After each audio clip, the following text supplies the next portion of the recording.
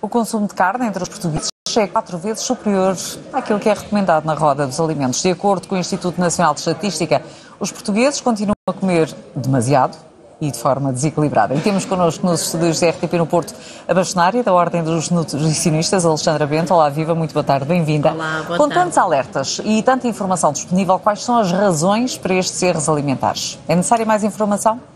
Eu acho que é uma razão que a própria razão desconhece, porque efetivamente nós sabemos que há um conjunto de erros alimentares que perpetuam na alimentação dos portugueses e que de facto tem havido um conjunto de iniciativas para tentar ultrapassar esses erros alimentares, nomeadamente quando nós falamos num padrão alimentar que é imensamente saudável, estou a referir-me à dieta mediterrânica, e que traduzimos como mensagem de que se deve aumentar o consumo dos alimentos de origem vegetal, desde logo as frutas, os hortícolas, as leguminosas, e por outro lado se deve reduzir o consumo de alimentos de origem animal, para que se tenha obviamente mais saúde, mas para também se coma com prazer à mesa, e portanto com uma mensagem deste género em que se diz que é preciso haver uma separação muito perfeita entre os dias de festa, em que aí pode haver mais exagero, para os dias do dia a dia,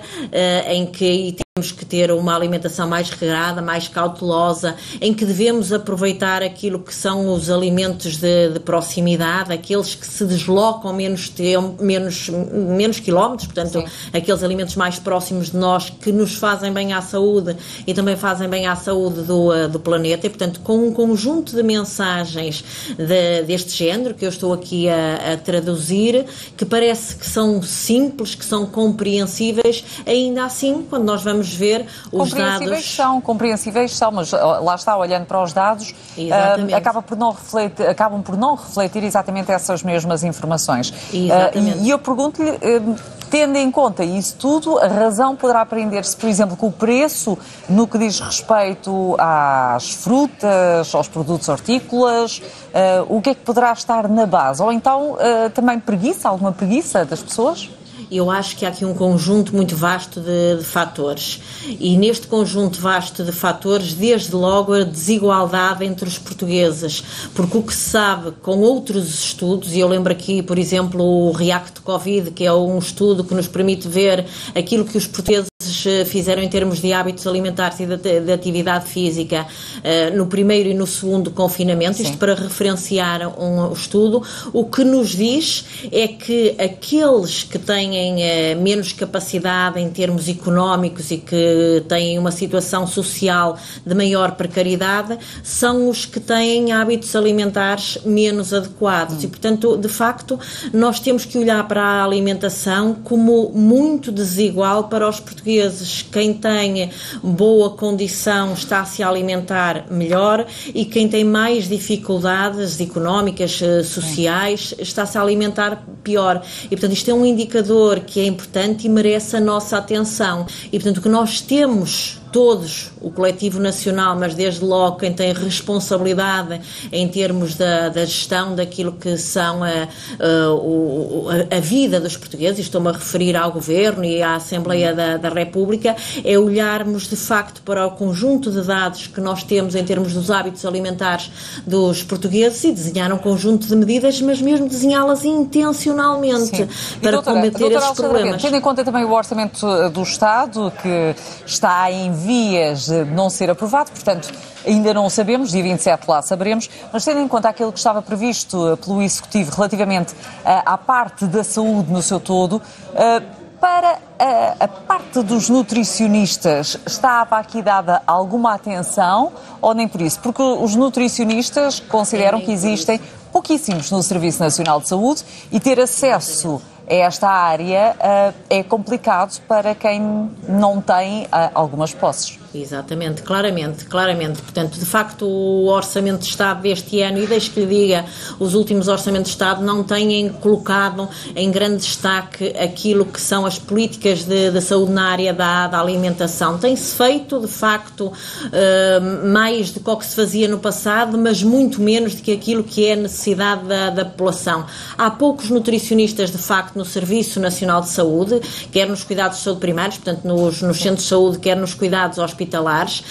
Dizer-lhe que há poucos nutricionistas também nos municípios, e nós não nos podemos esquecer que há delegação de competências num conjunto de matérias nos municípios, nas autarquias, e portanto as câmaras municipais têm que ter número de nutricionistas em quantidade suficiente para atender a essas competências, nomeadamente as questões da alimentação escolar, mas também questões relacionadas com o atender às necessidades sociais da população, já para não falar claramente nas escolas. E em matéria de orçamento de Estado, parece que vai ser, e digo parece e sublinho, parece que vai ser cumprido aquilo que está no orçamento de Estado de há 2 anos atrás, e estou-me a referir à contratação de nutricionistas para as escolas, mas ainda assim o que eu queria referenciar é que muitas vezes temos no Orçamento de Estado a pecar por insuficiência da posta em determinadas medidas, e noutras das vezes até temos sinalizadas algumas questões e depois o cumprimento é moroso, muito moroso. É mais difícil. É moroso, muito moroso. Que poderá, para alguns, ser encarado até como uma desvalorização relativamente a esta área. E para terminarmos, Alexandra Bento, que conselhos pode deixar aqui às várias pessoas que nos estão a ouvir?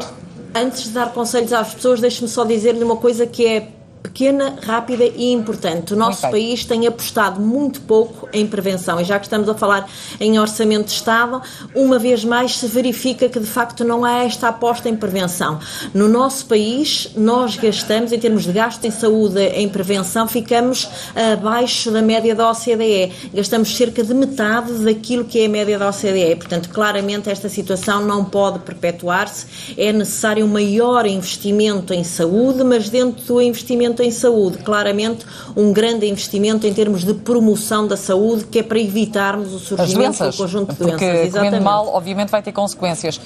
Muito sinteticamente, alguns conselhos. O conselho que eu gostava de dar para quem nos está a ouvir é para olharem para a sua alimentação, refletirem sobre os seus hábitos alimentares e ponderarem aumentar a quantidade, ponderarem para o aumentarem a quantidade de produtos de origem vegetal. De facto, se assim o fizerem, já estão a dar um grande passo para a sua saúde, somando a este grande passo para a saúde, dar passos, portanto andar, calçado confortável para se poder caminhar, e reduzir substancialmente a quantidade de sal na alimentação, porque dito desta forma simples, acho que ficaram os conselhos para a população portuguesa. Alexandra Bento, muito obrigada por ter estado neste Portugal em Direto. Muito obrigada, boa tarde.